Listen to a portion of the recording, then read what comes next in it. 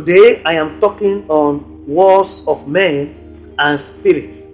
And the umbrella of this subject is wars apart. What is wars apart? In other words, the world we can see and the world we can see. Please attune yourself to the spirit that you may know what I intend to do today. Man is a spiritually influenced nature in whom spiritual forces connect and possess. And there are three realms where the lives of men are sourced. The realm of wisdom is one source, and the realm of knowledge, which also the realm of madness is. Sorry to say that. The realm of knowledge is actually the realm of madness in the supernatural. That is the second one. And the realm of folly, which also is the realm of wickedness. That is the third one. In the book of Ecclesiastes chapter 1 verse 17, King Solomon spoke, "And I gave my heart to know wisdom and to know madness and folly. I perceive that this also is vexation of spirit." Look at what Solomon had mentioned in his own speech: wisdom, madness, and folly. And at the end, he said he found out that they are vexation of the spirit. We have the realm of wisdom of one source. We have the realm of knowledge, which is the realm of madness, and the realm of folly, which is also the realm of wickedness. From these three sources, men of this world evince their nature, and the spiritual universe has invisibly become like the ocean of waters with spirits, discharged through actions and words by men unto themselves, to give them the war at hand and to suffer the influences and performances of the wars before them. This is not a sermon. This is spiritual revelation. If you have a view of the life of the fishes in the waters, and that they live in the waters, they cannot do away with. So the men in the world cannot do without spirit forces that had have them captives to influence them onto performances of wherever one switches his thoughts. God generated spirit by use of word cells, which became spiritual cloud over men. And men also have become streams of spirit makers. By actions they make spirit, and by words they make spirit. Don't forget this word: evil communication corrupt good manner. It could be good communication that can also make good manner. That everything you do resides in your soul. If you look at the book of Job chapter 20 verse 11, whatsoever you do and whatsoever you are saying, they are all resident in your soul. If you read Mark chapter 5 verses 2 to 9, or also read Luke chapter 8 verses 27 to 31, thoughts of one's heart will build spirit in him and lead him to act.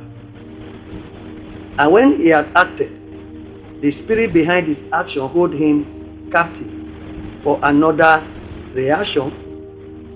And men watching his actions may choose to borrow from him for use in isolation.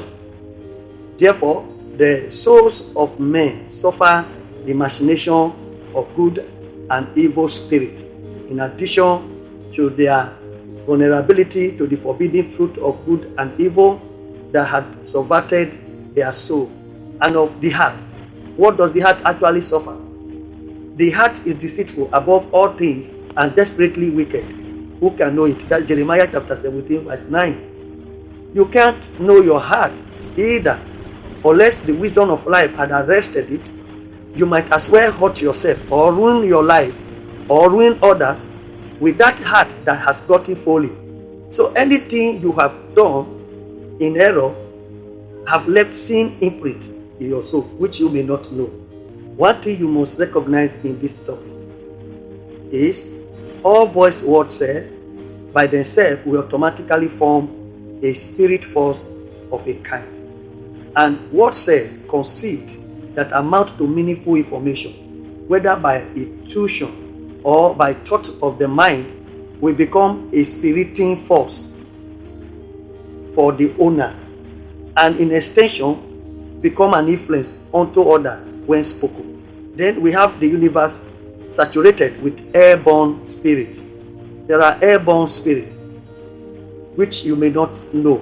This is not just you saying evil spirit or whatever you might perceive on your own. Airborne spirits are actually that we communicate, that have a form of spiritual motion that is able to move a man to act. So that is airborne spirit. It could be good and it can be also evil.